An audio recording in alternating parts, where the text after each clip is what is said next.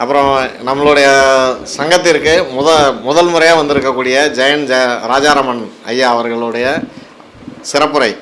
அனைவருக்கும் வணக்கம். நான் முதல்ல 1972 ஜாதகத்தை படிக்க ஆரம்பித்தேன். 2000 யூனிவர்சிட்டிக்குள்ளே வந்தேன். வந்தப்போ ஒரு 2 பேருக்கு ரொம்ப மெயினாக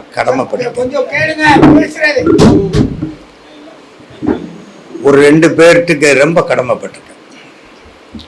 ஒரு ஆள் நான் எதை சொன்னாலும் கூட்டிக்கிட்டே இருந்தார். அவர் தான் என்னை உருவாக்குனார். கொட்டினதுனால இப்போ நீங்களாம் பலன் சொல்கிறீங்க, பேசாமல் மரம் மாதிரி உட்காந்துருந்தா எப்படி இருக்கும் உங்களுக்கு? கொட்டுறதுக்கு ஒரு ஆள் இருந்தால் தான் ஒரு குரு உருவாவான். ஒரு சிஷ்யன் வந்தால் தான் குரு அடையாளப்படுவான்.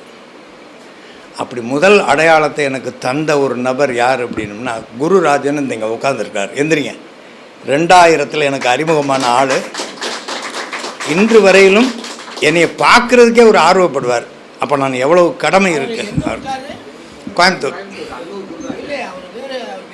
அன்னூர். அப்போது அவர் 24 மணி நேரம், நான் கோயம்புத்தூருக்கு தான் அடிக்கடி போவேன். 24 மணி நேரமும் பேசிக்கிட்டு இருப்போம். ஜோதிடத்தை பற்றியே பேசிகிட்டு இருப்போம். ஒரு காலகட்டத்தில் திதி,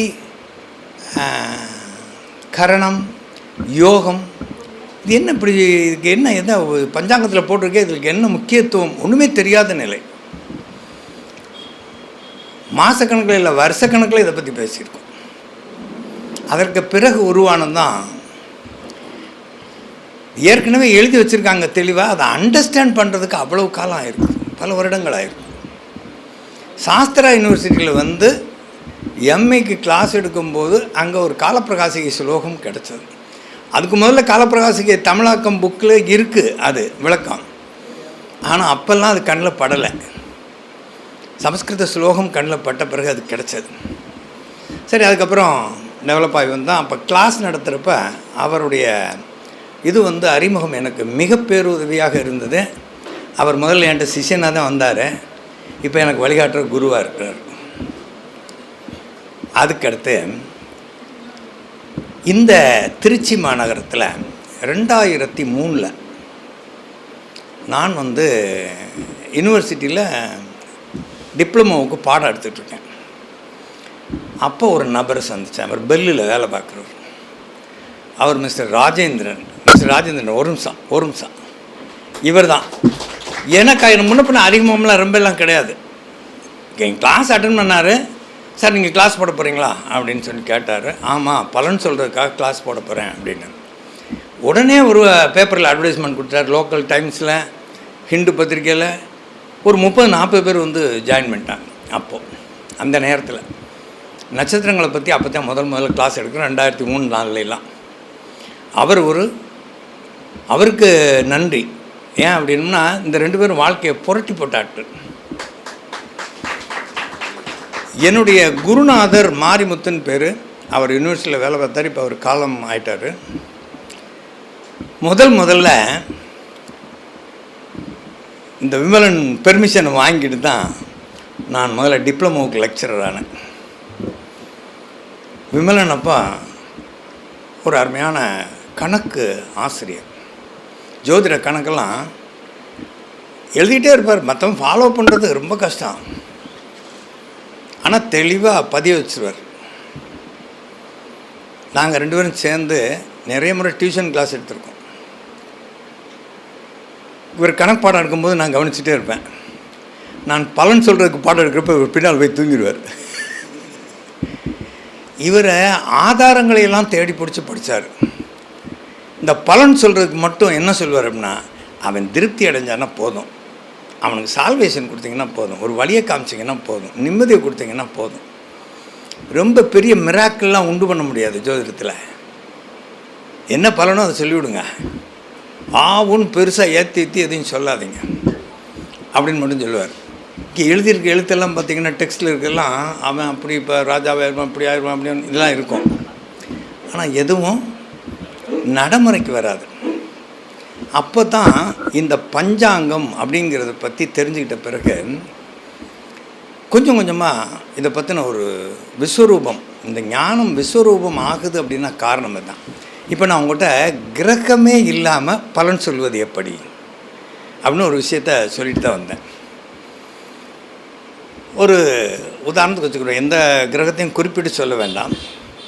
இப்போ பணமெல்லாம் ஒரு சிலருக்கு நிறைய கிடைக்குது, ஒரு சிலருக்கு தினசரி கிடைக்குது, ஒரு சிலருக்கு தினசரி கிடைக்குது, ஒரு சிலருக்கு பார்த்திங்கன்னா வருஷத்துக்கு ஒரு முறை 500-600 கோடி ரூபா சம்பாதிச்சிடும் ஒரு படத்தில் அடித்தா. இப்படியெல்லாம் இருக்குது. வெரைட்டி ஆஃப் இன்கம் இருக்குது, வெரைட்டி ஆஃப் தொழில் இருக்குது. நம்ம எப்போ பலன் சொன்னாலும் நமக்குள்ளே ஒரு சட்டம் இருக்குது, ஒரு ஃப்ரேம் இருக்குது, ஒரு ஸ்கொயர் இருக்குது. கேந்திரம்னா 1 4 7 10 அப்படிங்கிறதோட நம்ம ஜோதிடர்கள் திருப்தி அடைஞ்சிடறாங்க. தர்ம அர்த்த காம மோட்சம், அறம் பொருள் இன்பம் வீடு. வீடுன்னா வேறு ஒரு சொர்க்கம்னு நினச்சிடாங்க. திருப்தி, முழுமையான திருப்தி, மோட்சம். இப்போது கிரகணம்னா கிரகணம் ஆரம்பம், மத்தியமம், மோட்சம்னு சொல்லுவாங்க, முடிஞ்சிருச்சு அப்படின்னு சொல்லுவாங்க, நிறைவு அப்படின்னு சொல்லுவாங்க. ஸோ அது மாதிரி ஒரு அர்த்தத்தில் அதை எடுத்துக்கணும். முழுமை அடைதல் அப்படிங்கிற அர்த்தத்தில் அதை எடுத்துக்கணும். தர்ம அர்த்த காம மோட்சம்னா முழுமை அடைதல். காமம்னா, தர்மம்னா நம்ம என்னவா இருக்கோம் இந்த உலகத்தில், நம்மளுடைய அடையாளம் என்ன? அடையாளம் மேக்சிமம் தொழில் சார்ந்ததாக இருக்கும். ஆனால் அந்த தொழிலுக்கும் முதல்ல ஒரு எக்ஸிஸ்டென்ஷியல் வேல்யூ ஒன்று இருக்குது, ஒரு த்ரைவிங் ஒன்று இருக்குது. நான் யார் அப்படிங்கிறது நான் சொல்ல உங்களுக்கு எல்லாம் புரியும், நான் பேசத்தானே புரியும். 1ஆம் பாவம் நான் யார், ஆனால் 2ஆம் பாவத்தை எடுத்து பேச ஆரம்பித்தோடனே நான் யாருங்கிறது தெளிவாக தெரியும். 3ஆம் பாவம் கம்யூனிகேஷன் சொல்கிறேன். நான் பேசுகிற பேச்சுக்கு அப்ரிசியேஷனும் ஆரவாரமாக இருந்தேன்னா எனக்கு தைரியம் வரும். பேசுகிறேங்க, நான் சீக்கிரம் முடிச்சு தொலைய மாட்டானா நினச்சாச்சுன்னா, அவங்களா பேசிக்கிட்டு ஆரம்பிச்சிட்டாங்கன்னா, யாரோட கவனமும் என்கிட்ட இல்லைன்னா எனக்கு ஒரு கோழைத்தனம் வந்துடும். அது கண்டினியூட்டி தான். பாவங்கிறது ஒரு கண்டினியூட்டி. 4ஆம் பாவம் ஒரு புதுசாக இதை ஆரம்பிக்கிறது, கற்றுக்கிறது, ஒரு டெம்ப்ட். 3ல் தைரியம் வந்துருச்சு. ஆனால் இன்றைக்கி பேசுனதவே நான் நாளைக்கு பேசினேன்னா, இல்லை அடுத்த மீட்டிங்கில் பேசினேன்னா நீங்கள் இங்கே கேட்குறதுக்கு தயாராக இருக்க மாட்டீங்க. புது விஷயம் பேசணும், அதுக்கு கொஞ்சம் கற்றுக்கிறணும். அப்போ நம்மளே அறியாமல் நம்ம ஏதோ தெரிஞ்சுக்கிறோன்னு நினைப்போம், நிறைய விஷயங்களை தெரிஞ்சுக்கிறோன்னு நினைப்போம். 4ஆம் பாவம் தெரிஞ்சுக்கிட்டாச்சு. 5ஆம் பாவம் உடனே பிளான் பண்ணிடுவோம். நமக்கு தெரிஞ்சவுடனே இப்போல்லாம் 5 மணி நேரம் படிச்சுட்டு 6வது மணி நேரம் ஒரு வகுப்பு போட்டுறாங்க, இல்லாட்டி ஜோசியரை போய் உட்காந்துடுறாங்க. அப்படியெல்லாம் இருக்குது இன்றைக்கி அவசர கால உலகம் மாதிரி. அதே நான் படிச்சிட்டேன்ல, எல்லாமே எனக்கு தெரியும் சார் அப்படின்றாங்க.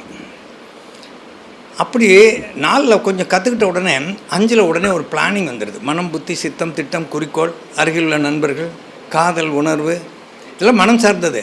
குழந்தைகள் உள்பட சந்ததி உள்பட எல்லாமே மனம் சார்ந்தது தான். இதை பூர்வ புண்ணியம் அது இது இப்படி ஏகப்பட்ட விஷயங்கள் நம்மளுக்கு ஆன்மீகப்படுத்தி இந்த அற்புதமான ஒரு ஸ்கெப்டிக் சயின்ஸை நாசமாக்கிட்டாங்க. கடவுளுங்கிற அந்த ஏரியா, அந்த கிரிட்டேரியா, எக்ஸ் கத்தீட்ரா, அது ஒரு தனி மேட்ரு. நான் என் கடவுள் கூட மனசுக்குள்ளே பேசிகிட்டு இருப்பேன். அதுக்கு பெரிய அடையாளமெல்லாம் வேண்டியதில்லை. ஒரு தப்பு செஞ்சோடனே, ஆண்டவனே என்னை இந்த நிமிஷத்தில் காப்பாற்றிடு. ஒரு ரைட்டு செஞ்சோடனே, பார் நான் எவ்வளோ பெரிய விஷயத்தை செஞ்சுருக்கேன், நன்றி ஆண்டவனே அப்படின்னு மனசுக்குள்ளே சொல்லிக்கிறோம். நான் நினச்ச மாதிரியே நடத்தி காட்சி கொடுத்துட்டீங்க அப்படின்னு. இதெல்லாம் மனசுக்குள்ளே பேசிக்கிற பரிபாஷை. 8ஆம் பாவம் ஆன்மீகத்தையும் சொல்லுது, தாம்பத்தியம் சொல்லுது.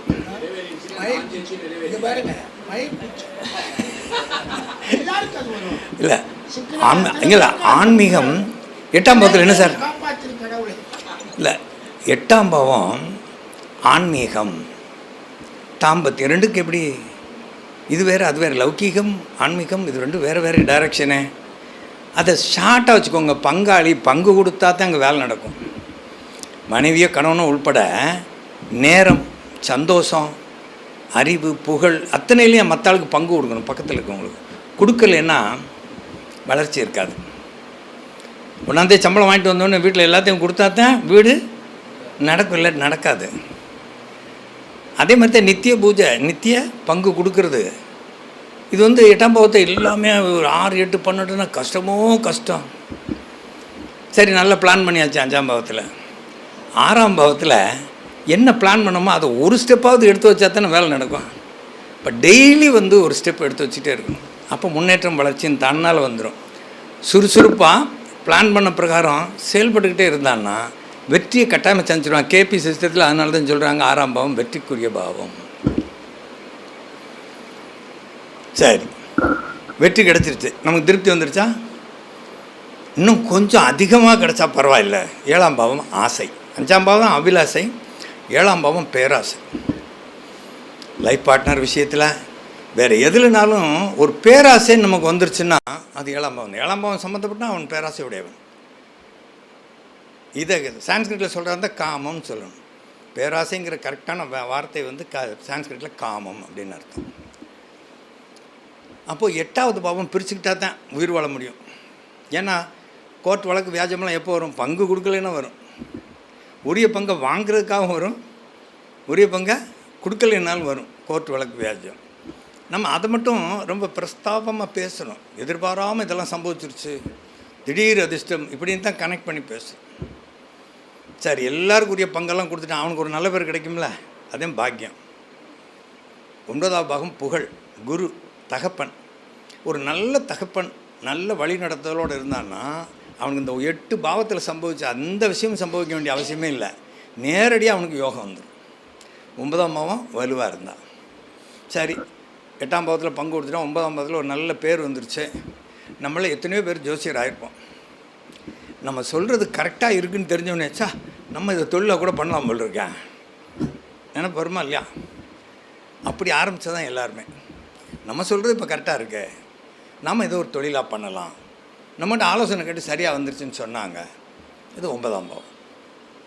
அது பேர் வந்த உடனே அப்படியே தொழிலாக மாறுது. 10ஆம் பாவம் ஒரு நேம் கிடச்ச உடனே தொழிலாக மாறுது. எந்த ஒரு தொழிலாக இருந்தாலும் வெற்றியும் லாபமும் இருந்தால் மட்டும்தான் அது ப்ரொஃபஷன், பேர் சொல்லக்கூடிய ஒரு தொழில். அப்போ 11ஆம் பாவம் வெற்றியும் லாபமும். வெற்றியும் லாபமும் எவனுக்கு ஒருத்தனுக்கு இருக்கோ அவனுக்கு எல்லா விதமான நண்பர்களும் வருவாங்க. அன்கண்டிஷனலான நண்பர்கள், அது ஆணோ பெண்ணோ, தானே வழியை தேடி வருவாங்க. நட்பு எவனுக்கு ஒருத்தனுக்கு வெற்றியும் லாபமும் அளவு கடந்து இருக்கோ அவனுக்கு அது வரும். இந்த கண்டினியூட்டிக்காக சொல்கிறேன் உங்களுக்கு. பாவங்களை பற்றி நீங்கள் இதிலிருந்து தான் இப்படி வருது அப்படிங்கிறத புரிஞ்சுக்கணுங்கிறக்காக சொல்கிறேன். 12ஆம் பாவம் அயனசயன போகபாக்கியம், விரயம். நீங்கள் பணம் காசெல்லாம் சேர்த்துறீங்க, பணமெல்லாம் வந்துருச்சு, தேவையில்லாத பொருளை வாங்கி அதை சும்மா போட்டு வச்சுருந்தா வேஸ்ட்டு. அனுபவிக்கணும், எதை அனுபவிக்கிறோமோ அந்த பொருளாக பார்த்து வாங்கணும். அது மாதிரி மறுமுதலீடு செய்யும்போது அது எப்படி இருக்கணும்? லாபகரமாக இருக்கணும். மறுமுதலீடு அயனம்னா மூவ்மெண்ட்டுன்னு அர்த்தம். ஒரு பணம் பையில் இருக்குது, மூவ் ஆகுது. எங்கே? மறுமுதலீடாக மூவ் ஆகுது.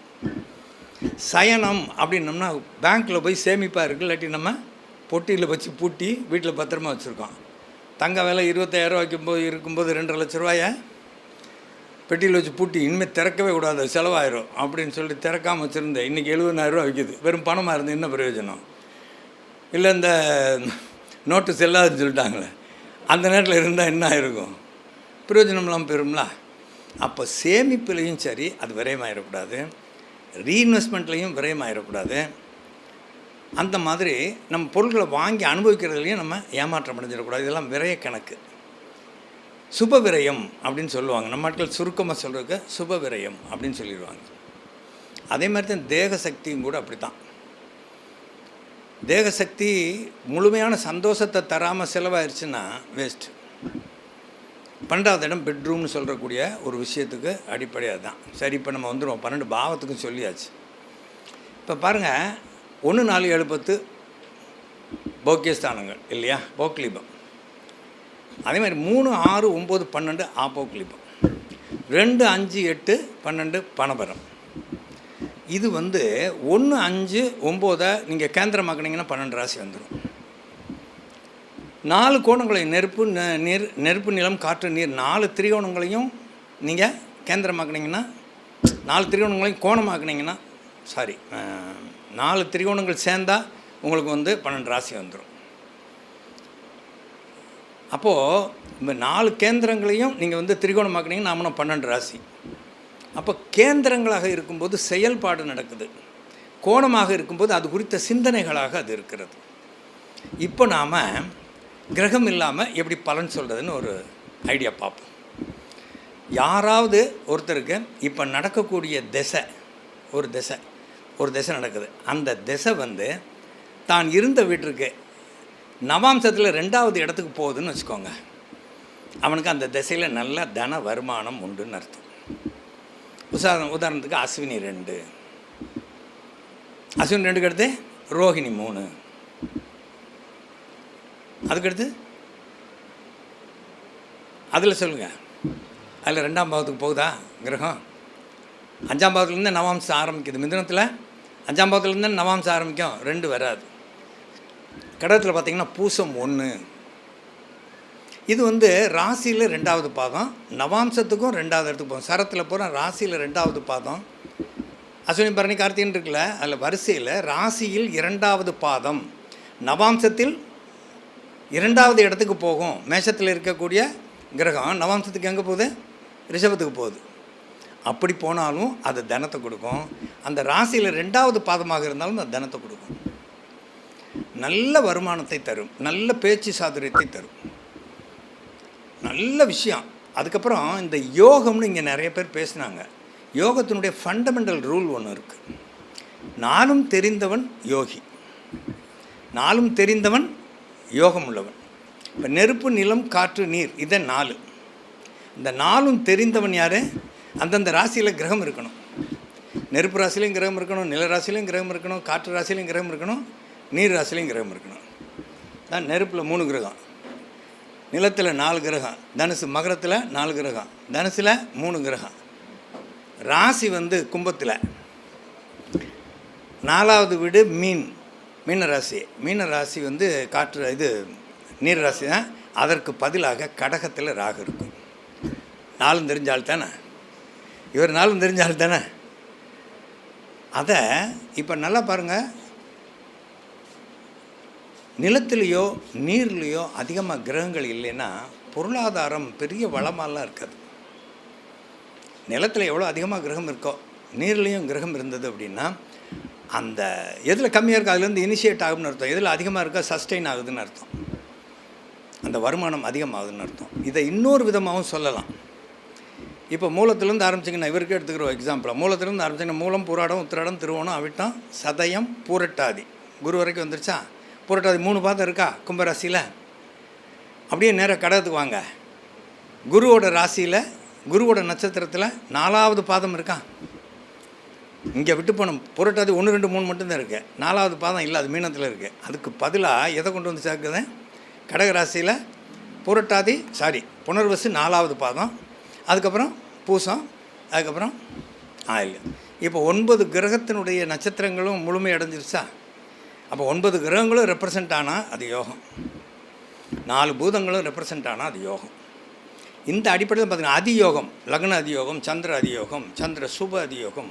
லக்னத்துக்கு 6, 7, 8 எடுத்துக்கிட்டிங்கன்னா 6, 7 இருக்க நட்சத்திர கூட்டத்தை எல்லாம் எடுத்துக்கிட்டு லக்னத்தில் இருக்க நட்சத்திரம் எடுத்துக்கிட்டிங்கன்னா அந்த 9 கிரக நட்சத்திரம் வந்துடும். இந்த 4 பூதமும் வந்துடும். சுருக்கமாக நீங்கள் பார்த்துக்கலாம். இது ஒரு யோகம் என்று சொல்லப்படுகிற நிறைய யோகம் சொல்லியிருக்காங்க. அடிப்படை தியரி தான். இது புரிஞ்சுக்கிட்டிங்கனாலே போதும் உங்களுக்கு. நெருப்பென்றால் உருவாக்கம், நெருப்பென்றால் உருவாக்கம். நிலம் என்றால் பொருளாக உருவாகிறது. நெருப்புனா கிரியேட்டிவிட்டி. கிரியேட்டிவிட்டிங்கிறது வந்து ஃபயரில் தான் வரும். அந்த ஹீரோயிசம்னு சொல்கிறாங்களா, ஹீரோயினிசம், நான் ஒரு நல்ல பெண், நான் ஒரு நல்ல ஆண் அப்படிங்கிற அந்த ஒரு கெத்து எப்போ வரும்? நெருப்பில் கிரகம் இருக்கும்போது அது தைரியமாக வெளிப்படும். நிலத்தில் கிரகம் இருக்கும்போது அது அழகான பொருளாதாரமாக உருவாகும். குடும்பஸ்தானம் எங்கே வச்சுருக்கான்? நிலராசியில் இருக்குது. அதே மாதிரி டெய்லி உழைக்கக்கூடிய டெய்லி ரொட்டீன் உழைப்பு எங்கே வச்சுருக்கான்? நிலராசியான கண்ணியில் இருக்குது. மாடு அது வேறு. அதெல்லாம் அந்த சிம்பிள் நம்ம நீங்கள் நேரடியாக பாங்க, சிம்பிளுக்கு போய் வராதிங்க. அது சிம்பிள்லாம் அப்புறம் பார்த்துக்கலாம். அப்போது ஒன்றுலேயும் பார்த்திங்கன்னா க்ரியேட்டிவிட்டி எங்கே இருக்குன்னா நெருப்பு ராசி, மேஷம், சிம்மம், தனுசு. அதே மாதிரி ரிஷபம் இன்னைக்கு பொன்னையா பேசும்போது கூட சொன்னார், கேது.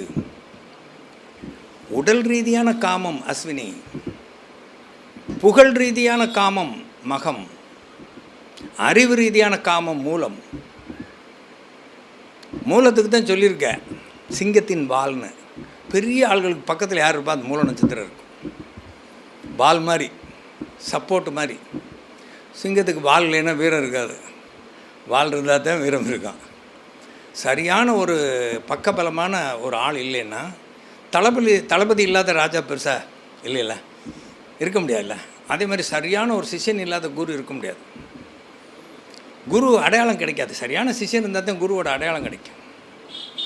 அது நல்ல குரு இருந்தால் தான் வளர்ச்சியான சிந்தனைகள் கிடைக்கும் சிஷ்யனுக்கு. இது இப்படி எடுத்துக்கிறணும். இந்த இடத்துல குரு சிஷ்ய பாவனை தான் வருது. மகத்தில் வந்து பாரம்பரிய பாவனை, நல்ல அப்பா நல்ல பிள்ளை, பாரம்பரியம் அங்கே வந்துடும். புரிஞ்சுட்டிங்களா? புகழ் பாரம்பரியத்தில், பாரம்பரியம் சொல்லும் போதே புகழ் அதுக்குள்ளே ஒளிஞ்சிருக்குல்ல. அப்படி இருந்தால் மட்டும்தானே அது வரும். ஆக அப்படி வந்து என்ன இனி பிரச்சனை என்ன எதாவது ப்ராப்ளம் கரெக்ட். அப்போது இனிமேல் இந்த ஒரு சின்ன விஷயத்தை மட்டும் சொல்லிடுறேன், எப்படி வந்து பலன் எடுக்கப்படுகிறது அப்படின்னு சொல்கிறேன். இப்போ யாராவது அவங்க தமிழ் தேதி, பிறந்த தேதி சொல்லுங்கள். ஆடி ஒன்று எத்தனை மணிக்கு? சூரியன் மாறிட்டாரா? சூரியன் கடகத்துக்கு வந்துட்டாரா உங்கள் ஜாதகத்தில்? டிகிரி பிரகாரம் கடகத்துக்கு வந்துட்டார். ரைட். ஆடி 1 வச்சுக்கிறோம். இப்போது 1வது பாதம். 1வது பாதம்ங்கிறது 1வது பாவம் மாதிரி, 1வது நட்சத்திரம் மாதிரி. அப்படி எடுத்துக்கோங்க. 1வது பாவம் தான் 1வது நட்சத்திரம். 1வது நட்சத்திரம் தான் 1வது பாதமும். முதல் பாதம் அது ஒரு முதல் பாவம். அதே மாதிரி முதல் நட்சத்திரம். தாராபலத்தில் நட்சத்திரம் ஃபஸ்ட்டு ஸ்டெல்லார்னு சொல்கிறோம்ல, ஜென்ம நட்சத்திரத்தை. அது மாதிரி இப்போ உங்களுக்கு சூரியன் அடிப்படையாக வச்சு, ஆனால் சூரியன் சொல்லலை நான். இப்போ டேட்டை மட்டும் கேட்டுக்கிட்டேன், டிகிரியை மட்டும் வச்சு பார்த்துக்கிட்டோம். சூரியன் ரைட். இந்த முடக்கு கிடக்குலாம் சொல்லுவாங்கள்ல, என்னது உங்களுக்கு முடக்க? ரிஷபம் இல்லையா? ரிஷபம் தானே முடக்க. அப்படியே காணறையும் மடித்தோம்னா, மிதனத்தையும் தனுசையும் மடித்தோம்னா அப்படிங்கிறது தூக்கி அங்கிட்டு போட்டுடலாம். இவருக்கு உங்களுக்கு சுயமரியாதை அப்படின்னா குடும்ப பந்தம், பாசம் தான் உங்களுடைய செல்ஃப் ரெஸ்பெக்ட். உங்களுடைய ஃபேமிலி பைண்ட் அண்ட் பாண்டேஜ் இருக்குல்ல, அதுதான் உங்களுடைய சுயமரியாதை. குடும்பத்தை நல்லா பார்த்துக்கிறாயா, குடும்பத்தில் அவன் தான் பேர் வாங்கியிருக்கீங்களா இல்லையா? உண்மை தானே?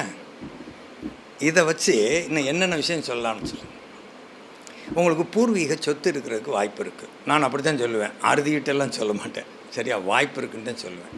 ஏன்னா 10ஆம் பாவம் அஸ்வினி 1 இல்லையா? இங்கே புனர்வசு 4. இந்த புனர்வசி 4ங்கிறது வந்து மோட்சத்தை நோக்கிய செயல்பாடுன்னு அர்த்தம். 4ஆம் பாதம், ஒரு நட்சத்திரத்துக்கு 4 பாதம் இருக்குது. நட்சத்திரங்கிறது கற்பனை தெரிஞ்சு ரைட் இல்லை, ஒரு திடீர்னு நட்சத்திரமாவது ஒன்று சொல்லிட்டாருன்னா சிக்கலாயிருல. 4வது பாதம். நீங்கள் ஒரு விஷயத்தில் திருப்தி அடைகிறதுக்காக ஒரு விஷயத்தை திரும்ப முயற்சி பண்ணுறீங்களா இல்லையா? முயற்சி பண்ணுறீங்களா? இந்த திருப்தி எளிதில் கிட்டுவதாக இல்லை. ருசியான சாப்பாடு அது செரிமானம் ஆனோன்னே அதை விட ருசியானது வேணும் இல்லையா? அதே மாதிரி தான் எல்லா செயல்களும் எதெல்லாம் வாழ்க்கையில் ரிப்பீட் ஆகுதோ, இன்க்ளூடிங் செக்ஸ். எப்பெல்லாம் திருப்தி இல்லையோ, திருப்தியை நோக்கி அது பயணப்படும். மனிதனுடைய மனசும் அறிவும் அப்படித்தான். அப்போ 4வது பாதம் சொல்லிட்டான். ஒரு நட்சத்திரத்தின் முதல் பாதம் தர்மம், 2வது பாதம் அர்த்தம், 3வது பாதம் காமம், 4வது பாதம் மோட்சம். மோட்சங்கிறது முடிவை நோக்கி இல்லை, திருப்தியை நோக்கிய பயணம். காமங்கிறது எல்லா விதமான ஆசைகளும் இருக்கும். இதுதான் அதுதான் பர்டிகுலர்லாம் கிடையாது, சகல ஆசைகளை நோக்கி போகும். இப்போ இந்த நாளில் எப்படி தர்ம அர்த்த காம மோட்சம் வருதுன்னு பார்ப்போம். இப்போது அஸ்வினி 1ன்னு சொல்லிட்டோம், அது 1ஆம் பாதம் ஆயிடுச்சா? அது அப்படி போனீங்கன்னா உத்திராடம் 2ல் ரிஃப்ளெக்ட் ஆகுமா? 7ஆம் பாவம் உத்திராடம் 2. அதே மாதிரி சித்திரை 3. அப்போ அங்கே 4, அஸ்வினி 1, உத்திராடம் 2, சித்திரை 3, தர்மார்த்த காமோட்சம் வந்துருச்சா? எந்த ஒரு கிரகமும் அதனுடைய கேந்திரங்களோடு இணைந்து தான் செயல்படும், அங்கே கிரகம் இல்லைனாலும். சரியா? இப்போ உங்கள் கேரக்டர்ஸ் எல்லாருக்கும் புரியுதா? நான் சொல்கிறது போர் அடிக்குதா? புரியுதில்ல? எல்லாருக்கும் புரியுதில்ல?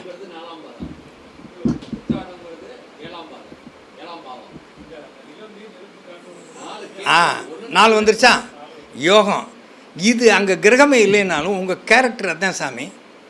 அஸ்வினி 1ல் ஒருத்தனுக்கு கிரகம் இருக்கா, நீங்கள் பிறந்ததுலேருந்து உங்கள் அப்பாவுக்கு தொழில் நல்லா இருக்கணும், வேலை நல்லா இருக்கணும், ஏதோ ஒரு அசெட்டு. உங்கள் அப்பா உங்களுக்கு ஏதோ சொத்து கொடுத்துருப்பார், இல்லாட்டி அவங்க அப்பா அவருக்கு சொத்து கொடுத்துருப்பார்.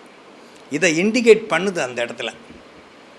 அஸ்வினினால 27 நட்சத்திரம் முடிஞ்சு புதிய பிறவி அஸ்வினி 1. அந்த அத்தனை சொத்து எங்கே ட்ரான்ஸ்ஃபர் ஆகுது? அஸ்வினி 1ல் ட்ரான்ஸ்ஃபர் ஆகுது. பெரிய மனிதர்களுடைய தொடர்பு, அரசியல்வாதியோ இல்லாட்டி பெரிய பணக்காரனோ பெரிய அறிவாளியோ உங்களோட தொடர்பு உங்களுக்கு உண்டு. சரியா? அதுவும் தொழில் ரீதியாக உண்டு. சரியா? அடுத்து இதே 10ஆம் பாவம்னு சொல்லிட்டோம்ல. எதுக்கு? புனர்வசு 4க்கு 10ஆம் பாவம் அஸ்வினி 1. அதுக்கு 10ஆம் பாவம் 7ஆம் பாவம் இல்லையா? இந்த 7ஆம் பாவம் உத்திராடம் 2. உத்திராடம் 2. இந்த உத்திராடத்துக்கு இவர் சொன்னார் அழகா, உத்திராடத்துக்கு 10 பேர் அதிதேவதை. நம்ம ஒரு அடையாளப்படுத்துறதுங்கிறது எப்படி படுத்தியிருக்காங்கன்னா, ஒரு கதை மூலமாக சொன்னால் எல்லாருக்கும் எளிதாக புரியும். அதுக்காக சொல்லப்பட்ட விஷயம். இந்த உலகத்தில் 10 பேட்டர்ன் ஆஃப் தொழில் தான் இருக்குது. மற்றெல்லாம் பிரான்ச்சு தான், ஆயிரக்கணக்கான தொழில் இருக்கும். ஆனால் தர்மம் அப்படின்னு யோசிக்கும்போது அந்த 10 பேட்டர்ன் தான் இருக்குது. அது விஸ்வதேவர்கள், இடி மின்னல் மழை பஞ்சபூதம் இப்படி எதையோ சொல்லுவாங்க. அதில் அது அத்தனை மனப்பாடமாக வரிசையாக இல்லை. இப்போது இதில் ஒன்றுக்கும் ஹெட்டு. உங்கள்கிட்ட நிறைய திறமையான ஆட்கள் விருப்பத்தோடு வேலை செய்வாங்கன்னு அர்த்தம். பல திறமையான ஆட்களை வச்சு வேலை வாங்கக்கூடிய சந்தர்ப்பம் உங்களுக்கு வந்திருக்கா?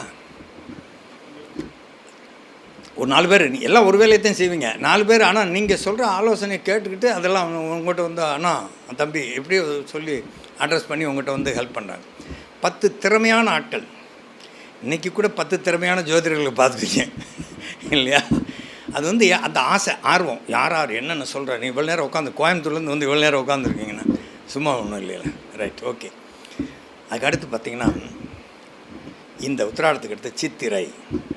சித்திரைனா சித்திரம் மாதிரி இன்டீரியர் டெக்கரேஷன். சித்திரைனா சித்திரம் மாதிரி இன்டீரியர் டெக்கரேஷன். உங்கள் வீடு நீட் அண்ட் க்ளீனாக இருக்கணும்னு ஆசைப்பட்றீங்களா இல்லையா? டெக்கரேட்டடாக இருக்கணும்னு ஆசைப்பட்றீங்களா? 4வது பாவம் வீடு தானே. வீடு, ஹோமு, எதோ இன்றைக்கி நிறைய நடந்தது. அதில் சித்திரைனா சித்திரம் போல் வால்பேப்பர் ஏதாவது ஒரு இடத்துல ஒட்டியிருப்பீங்களா?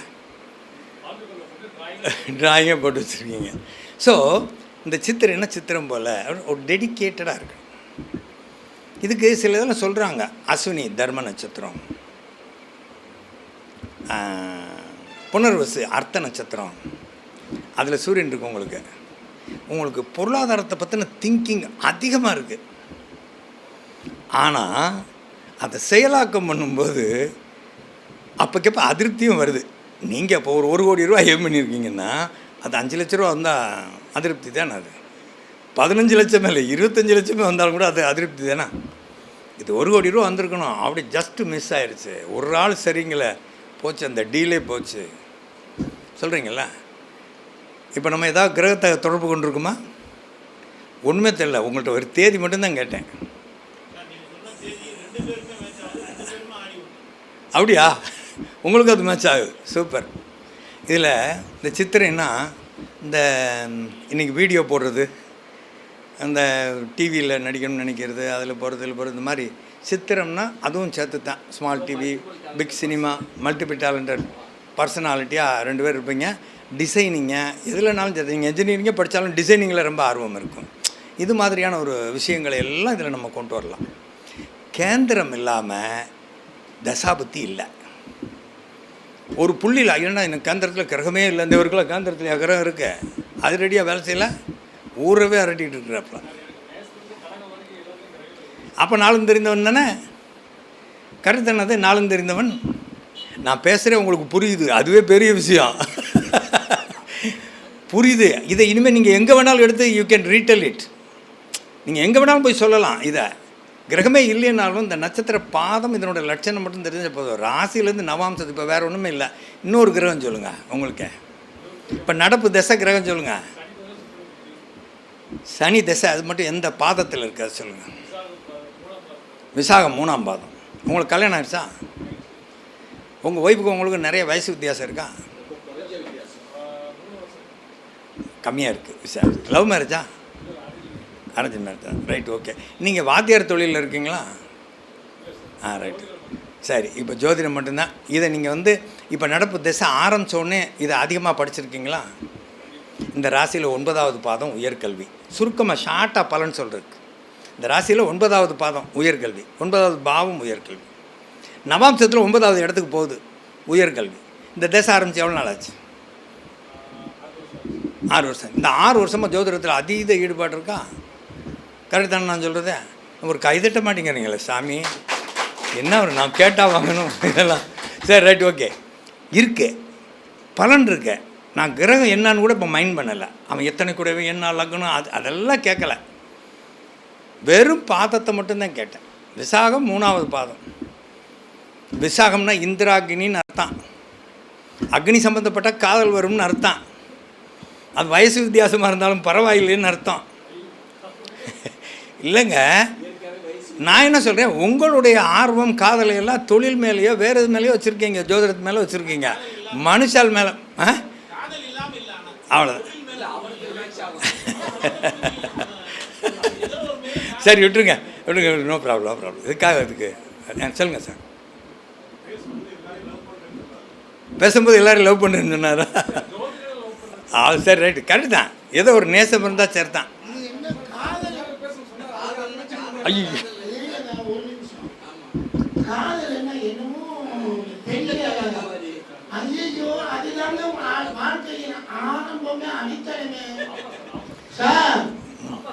சரி,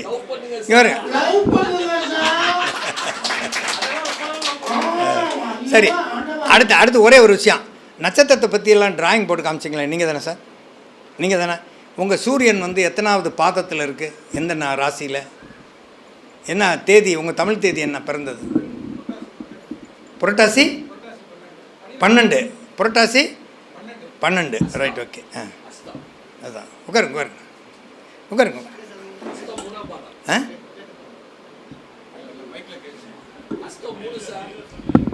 புரட்டாசி 12. ரைட். ஆமாம். இல்லை இல்லை, அஸ்தம் 1. அஸ்தம் 3 பாதம் இருக்குல்ல, உத்திரம். அஸ்தம் 1. 12. அஸ்தம் 1. அஸ்தம் 1 அபயஹஸ்தம். இப்போ நான் நட்சத்திரத்துக்கெல்லாம் பலன் சொல்லலை, அது பேர் அபயஹஸ்தம்னு பேர். சூரியன் கன்னி ராசியில் இருந்தால் சோசியல் சர்வீஸை அதிகமாக விரும்புகிற ஆள்னு அர்த்தம். மற்றவங்களுக்கு சப்போர்ட் பண்ணுற வேலையை தான் பார்ப்பாருன்னு அர்த்தம். நான் சொல்கிறது கரெக்டாக சார்? ரைட், சரி, ரைட்டு. இவருக்கு எதில் ரொம்ப பெரிய மரியாதை கிடைக்கும் தெரியுமா? எதை செஞ்சாலும் பர்ஃபெக்டாக செய்யணும். அந்த மேப்பை கொண்டு வந்து காமிச்சார், அப்போவே தெரியும். இவர் இந்த மேப்பை ஒரு 2003 புத்தகத்தில் காமிச்சார். இந்த 2003 இவரை மாதிரியே ஒரு ஆள் வர்றீங்களே அப்படின்னு பார்த்தேன் நான். ஒரு நிமிஷம். கர்மசிரத்தையும் பெர்ஃபெக்ஷன் காமிக்கிறதுக்காக வந்திருக்கிறாரு சார். இப்போ மேப்பில் மட்டும் சொல்லலை, லைஃப்லேயே நீங்கள் வந்து இவன் உங்கள் பேர் என்ன? அறிவழகன். அறிவழகன்னா பர்ஃபெக்ஷன்ரா அப்படின்னு ஃப்ரெண்ட்ஸும் சொல்லுவாங்க, வீட்லேயும் சொல்லுவாங்க. ஒரு நிமிஷம். நான் வந்து சென்ட்ரல் கவர்மெண்ட்டில் ஒர்க் பண்ணுறேன். எனக்கு பிரதான சப்போர்ட்டாக இருக்கக்கூடிய தொழில் சிவில். நான் படித்தது மெக்கானிக்கல். என்கிட்ட கிட்டத்தட்ட 40 பேர் வேலை செஞ்சாங்க. சிவில் இன்ஜினியர்லாம் நம்மகிட்ட வந்து வேலை கேட்டுட்டு இருப்பாங்க. சிவில் இன்ஜினியர் யாருக்குமே தெரியாத விஷயங்களை உள்ளே போய் அது எதில் போனான்னு சொல்லி என்னை வந்து ஷேர் மார்க்கெட்டுக்கு வாங்க, அட்வைஸ் பண்ணுங்கள், நிறைய விஷயம் தெரியும்பாங்க. நான் கிட்டத்தட்ட ஒரு 30 பிஸ்னஸ் பண்ணிட்டு வந்திருக்கேன். நன்றி, வணக்கம். இப்போ இதையும் சொல்லி நல்ல அருமையான விஷயத்தை சொன்னார். ஹஸ்தம் 1ஆம் பாதம். இப்போ எல்லாருக்கும் தெரியாத ஒரு விஷயத்த சொல்கிறேன். இவர் வந்து 4வது பாதம் அந்த ராசியில். சிவில் இன்ஜினியர்ஸ் நிறைய பேர் வேலை பார்க்குறாங்கன்னு சொல்லிட்டார். இனிமேல் போய் ஒரு வீடு கட்டுவார், இன்டீரியர் டெக்கரேஷன்லாம் பண்ணுவார், இவர் வந்து எதனாலும் க்ரியேட்டிவாக செய்வார், நல்ல சுகானுபவன் அப்படிங்கிறதெல்லாம் சொல்கிறதெல்லாம் வேஸ்ட்டு. ஏன்னா ஏற்கனவே இதெல்லாம் சொல்லிட்டார். இவர் கீழே இத்தனை பேர் வேலை பார்க்குறாங்க அப்படிங்கிறதெல்லாம் சொல்லிட்டார். ரைட்டா? இந்த ராசியில் 4வது பாதமா, 4ஆம் பாவத்துக்கே பலன் சொல்லலாம். அந்த சூரியனை வச்சு அதிகாரமான வசதி வாய்ப்பான வாழ்க்கையை உடையவர். சென்ட்ரல் கவர்மெண்ட்டில் வேலை பார்க்குறேன்னு சொல்லிட்டார். கம்ஃபர்டபுள். நிறைய பேருக்கு சப்போர்ட்டிவ் இதெல்லாம் நிறைய பண்ணி கொடுத்துருப்பார். அது மூலம் அதே இது ஹஸ்தம் 1. அதுக்கடுத்து பார்த்திங்கன்னா அதே இடத்துக்கு அப்படி பார்த்திங்கன்னா திருவாதிரை 2, 10ஆம் பாவம் திருவாதிரை 2, அந்த ராசியில் 4வது பாதம். நல்லா எப்படி அப்படின்னா தலை விசேஷமான தலை. திருவாதிரை நட்சத்திரம்னா மனித தலை, அடையாளம் இது மனித தலை. அறிவு பயங்கரமான அறிவு. எதை எடுத்தாலும் சீரியஸாக உள்ளே போய் எல்லாத்தையும் தேடி. இன்றைக்கி அற்புதமாக ஒரு விஷயத்த சொன்னார். என்ன வேறு ஒன்றுமே இல்லை, இவரை மாதிரி சாரை மாதிரி என்னை மாதிரி பவளக்கண்ணை மாதிரி நிறைய ஆட்களோட சொன்னதை பூரா நீங்கள் வாட்ஸ்அப்பில் என்கிரிப்டட்னு போடுவேன். தப்பு. எல்லா விஷயத்தையும் ஏஐ வந்து அப்படி எடுத்துடும். கூகுள் அப்படியே எடுத்து அங்கங்கே கோர்த்துடுவான், வரிசையாக கோர்த்துடுவான். நான் ஒரு நாள் வந்து ஆண்களுடைய குணம் என்ன, பெண்களுடைய குணம் என்னன்னு போட்டேன். மஸ்குலைனிட்டி ஒரு 15 மேட்ரு வந்துச்சு. ஆம்பளை என்ன எப்பயும் யாருக்காவது எதையாவது ஒன்று கொடுத்துக்கிட்டே இருக்குன்னு நினைப்பான். உண்மை தானே? ஆண்கள் கொடுத்துக்கிட்டே இருக்குன்னு நினைப்பான். பெண்கள் நினைப்பாங்க, இன்னும் இந்த நாய் ஏன் நம்ம கொடுக்க மாட்டேங்குது நினைப்பாங்க. ரிசீவர் சிம்பிளாக அப்படி எடுப்பில் ப்ரொவைடர், ரிசீவர். பெண்களுக்குள்ள அத்தனை அருங்குணங்களையும் அப்படி ஒரு 12 ஹெட்லைனில் கொடுத்துருக்கான். பியூட்டிஃபுல். நீங்களாம் போய் ஏஐ யூஸ் பண்ணி பாருங்கள். ஜோதிடமெல்லாம் அப்படி 10 நாளைக்குள்ளே படிச்சிருவீங்க. 10 நாளைக்குள்ளே படிச்சிருவீங்க. உண்மை, நான் பொய்யெல்லாம் சொல்ல. இந்த ஏஐ பற்றி சொன்னவர் யார்? அபிராமி சேகர் சொன்னான். ரைட்டு. அவன் நல்லா தான் யூஸ் பண்ணுறான். கரெக்ட் தான். அப்போ இந்த 4வது பாதம் திருவாதிரை 2, அந்த நட்சத்திரத்தில் 2வது பாதம், அந்த ராசியில் 4வது பாதம். நவாம்சத்துக்கு எங்கே போகுது? நவாம்சத்தில் மகரத்துக்கு போகுது. திருவாதிரை 2 நவாம்சத்தில் 8ஆம் இடத்துக்கு போகுது. நீங்கள் எதையும் வெளிப்படையாக செய்ய மாட்டீர்கள். அதற்குள்ளே ஒரு ரகசியம் வைத்து ரிசல்ட் வந்த பிறகு தான் சொல்லுவீங்க. கரெக்டாக எப்படி காமிக்கிறாரு? அப்படி காமிக்கிறார். நவாம்சத்தில் எங்கே போகுது? 8ஆம் பாவம். 8ஆம் பாவத்துக்கு பலன் சொல்லி பாருங்கள். இப்போ கரெக்டாக இருக்குது. உங்களையும் அறியாமல் எல்லாருக்கும் ஹெல்ப் பண்ணுறீங்க. கரெக்டாக? அதுக்கும் கரெக்டுங்கிறாரு. ரைட்டா? இந்த 8ஆம் பாவம் பங்கு கொடுக்குறேன்னு சொன்னேன். இவர் முந்திக்கிட்டு போய் பங்கு கொடுத்துறாரு. 5 பேர் சேர்ந்து டீ சாப்பிட்றான். எல்லோரும் தொலைவிக்கிட்டு இருப்பான் பையன். இவர் பசக்குன்னு எடுத்து கொடுத்துருவார். அப்படிப்பட்ட ஆள். வாஸ்தவம் தானே சார்? அதெல்லாம் முந்திக்கிட்டு போய் செலவழிக்கிறது அப்படிங்கிறதெல்லாம் வாஸ்தவம் தான். மற்றவங்களுக்காக வாழ்கிறது கன்னிராசி. ஒரு ஆளுக்கு ஒரு விஷயம் முடியல, அது எங்கே ஆரம்பித்து எப்படி செஞ்சு எப்படி ரிசல்ட் கொண்டு வரணும்னு இவர்கிட்ட கேட்டால் தெரிஞ்சிடும். உடனே சொல்லிடுவார். எந்த எதிர்பார்ப்பும் இருக்காது. அவங்களுக்கு அப்படி ஒரு கெப்பாசிட்டி, இன்பார்ன் கெப்பாசிட்டி இருக்குது. இவருடைய திறமைக்கு இவர் கடன் வாங்கணும் அவசியம் இல்லை. பார்த்துக்க, திருவாதிரை 2 சொல்லிட்டோம். இங்கே வந்தீங்கன்னா உத்திரட்டாதி 3. ஏற்கனவே உத்திரட்டாதிக்கு சொன்னேன், பெரிய ஆட்களோட பழக்கம் இருக்கும். பெரிய ஆட்களோட பழக்கம், தொடர்பு இருக்கும். அரசியல்வாதியாக இருக்கலாம், பெரும் கோடீஸ்வரன், பணக்காரன், இண்டஸ்ட்ரியலிஸ்ட் அப்படி இருக்கலாம், பெரிய அறிவாளியாக இருக்கலாம். எங்கூடையெல்லாம் சந்திச்சிட்டிங்களே சார், அப்போ இருக்கு தானே சார் செய்யும். சரிதானா? அறிவாளிகளோட தொடர்பு ஆட்டோமேட்டிக்காக ஏற்படும்னு அர்த்தம். சரிதானே? இப்போ ஒன்றுமே இல்லை, வெறும் சூரியனோட நிலை டிகிரி மட்டும் கேட்டுட்டு பாதம் மட்டும் கேட்டு சொல்கிறோம் உங்களுக்கு பலன். இவர் சொன்னார், கிரகங்களே தேவையில்லை, ஆனால் பலன் சொல்லலாம். டிகிரி மட்டும் தெரிஞ்சால் போதும். ஜாதகமே அடிப்படை வேண்டாம். உங்களுக்கு நட்சத்திர கேரக்டர் தெரியணும். ப்ரீ கண்டிஷன் அது மட்டும்தான். சரி, நட்சத்திரங்களுக்கு எப்போ பேர் வச்சாங்க? இவர் கேட்குறாரு. நட்சத்திரம் அஸ்வினின்னு எப்பயா பேர் வச்சாங்க? அஸ்வினின்னு ஒரு கேரக்டரு, அந்த கேரக்டரை கண்டுபிடிச்ச பிறகு அதுக்கு ஒரு அஸ்வினின்னு பேரை கொடுத்துருக்காங்க. புராணத்தில் எந்த கதை கரெக்டாக மேட்ச் ஆகுதோ கொடுத்துருக்காங்க. அப்போ அந்த காலத்தில் அஸ்வினி குமாரர்கள் சும்மா வச்சுருப்பானோ? அஸ்வினி குமாரர்களுக்கு என்னென்னு மேட்டர் தெரியுமா? உங்களுக்கு அஸ்வினி குமாரரை பற்றி சொன்னேன் இல்லையா? அஸ்வினின்னா ஔஷதம் ஒன்று நல்லது, அதெல்லாம் மருத்துவர் படிப்பாங்க, இல்லாட்டி இது போலீஸு, இராணுவம், இல்லைலாம் இப்படிலாம் சொல்லுவாங்க. கம்ப்யூட்டர், சிவில் இன்ஜினியரிங் எது வேணாலும் வச்சுக்கோங்க. இப்போது அஸ்வினி குமார்கள் வானத்துலேருந்து வர்றாங்க. 7 குதிரைகள் பூட்டப்பட்ட சாரட்டில் வர்றாங்க. விப்ஜர், ஸ்பெக்ட்ரம், 7 குதிரையா? சரியா போச்சா? ராகு கேது, அல்ட்ராவயலட், இன்ஃப்ராரெட், கரும்பாம்பு, செம்பாம்பு. கரும்பாம்பு ராகு, செம்பாம்பு கேது. கேதுவோட குணம் லஸ்ட்டு, காமம். ராகுவோட குணம் பணம், பவர், வெல்த், ஐஸ்வர்யம் அப்படின்னு அர்த்தம். ராகுவுக்கு ஐஸ்வர்யக்காரகன் யார்? ராகு. வானமண்டலத்திலேருந்து அந்த தங்க தேரில் 7 குதிரைகள் இழுக்கப்பட்ட சாரட்டில் அது வருதான். ஓட்டிகிட்டு வர்ற யார்? ராகுவும் கேதுவும் ஓட்டிகிட்டு வராங்க. எது நம்மளை வழி நடத்துது, வாழ்க்கையை டிசைன் பண்ணுதே? ஒன்று பணத்தாசை, இன்னொன்று தேக ஆசை, காமம். இது 2 தான் நம்மளை இந்த சம்சார சாகரத்தில் இழுத்துட்டு போகுது. புரியுதா? 7 விதமான கிரகங்கள் இருக்குது, 2 லூமினரிஸ், சூரியனும் சந்திரனும் பவர். அவங்க தான் ஜீவனையும் எல்லா விதமான விஷயத்தையும் கொடுக்குறாள். பஞ்சாங்கம் நம்ம ஸ்டூடெண்ட் அவர் தெளிவாக சொல்லுவார், தீதிகரணம், யோகம் எல்லாம். அடுத்த மீட்டிங்கில் அந்த விவரங்களையெல்லாம் சொல்கிறேன். இப்போ அடுத்து பாருங்கள், உத்திரட்டாதி 3 வச்சுட்டா அதுவும் நவாம்சத்தில் 8ஆம் இடத்தான் போகுது. ஒரு புள்ளி வச்சாச்சுன்னா அதே கேரக்டர் திரும்ப திரும்ப அந்த கேந்திர ராசிகள் எல்லாம் வரும். 8ஆம் இடத்து போகுது.